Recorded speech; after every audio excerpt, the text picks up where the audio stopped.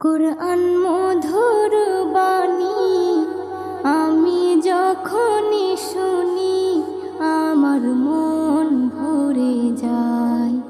কুরআন মধুর বাণী আমি যখনই শুনি আমার মন ভরে যায়।